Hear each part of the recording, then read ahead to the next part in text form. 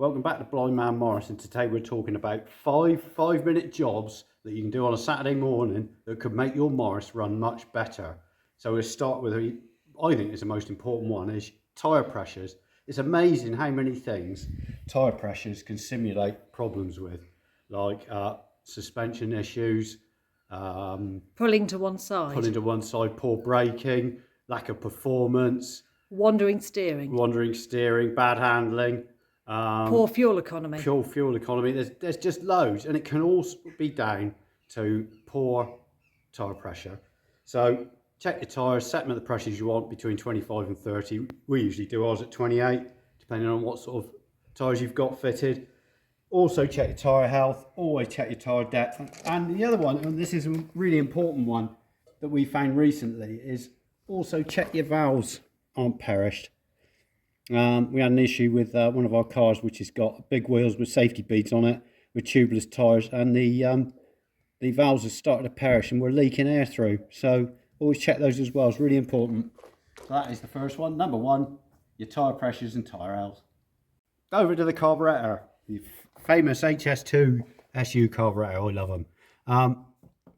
Dashport oil. No cap. Oh, that's got plenty of oil, so I don't need to top it up every 500 miles. There we go, look at that. If you don't do it, you'll get sluggish response. Poor acceleration. They can, if it's really low, cut out at a junction. And the other interesting one is on, well, I'm at the dashpot, is we've done that, and it will take less than 5 minutes to do both of these, is tighten the screw. So there's the two screws which hold this dashpot down to the carburetor body. And one the other side. There. I tend to use a long-handed, flat-bladed screwdriver like that, long blade, and then just pop them in there, and then just make sure they're nice and tight. If I get it in there right.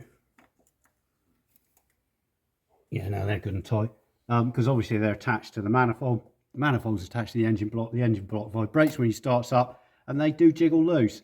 And while you're in there, if you've got time in your 5 minutes, you could also always lubricate your carburetor controls. Makes a difference to response and return spring. Make sure it's all tightened up. Put a bit of lubrication on. Yeah, bit of carb cleaner, bit of lubrication, lovely jubbly. Right, so the next job, number 3, is over to the fan belt. Now, all right, it may not take 5 minutes to adjust your fan belt, but really important to check your fan belt tension and tighten it correctly. So on a 948 and a 1098, you want 1/2 inch of play down on your longest run down here. So look at that, 1/2 inch of play. But on your 803, you want 1 inch of play, slightly different. So you got 2 1/2 inch AF spanners on the top here, which connect your alternator or dynamo to your engine block on its bracket. And then down there on the adjusting bolt, down there on the sliding bar, is your 9/16 AF. So you undo these first, and then tighten or loosen according to what tension you're looking for, and then nip them up afterwards, because the right tension on your alternator dynamo will give you good charging and less wear on your dynamo fan alternator bearings. We're in a workshop, but this should take place in the engine bay. Disconnect your battery, go over to your terminal post and give them a good shine with some wet and dry small wire brush. Make sure it's all shiny, really shiny. And not only that, it's the inside of the clamp that matters. Get in there, give that a good shine. So we've got a good clean surface. Also check the ends which connect to the battery box on your earth side, and your solenoid on the positive side, if it's negative earth, and give them a good clean. Make sure they're not frayed. Make sure they're not frayed and it's all in good condition. Make sure the bolt hole that the terminal connects to on the battery tray on the earth is nice and clean and shiny. And then once you've finished all that, a dab of dielectric grease or Vaseline on top, stop corrosion and moisture getting in. Make a huge difference. And to finish off, a bit of distributor work. Go over to the distributor in your engine bay, pop the cap off, make sure the cap's nice and dry and clean and no carbon tracks. Clean it inside. Clean it inside. And then pop off your rotor arm. Honey, there we go. Couple of drops of oil down there. Plop, plop.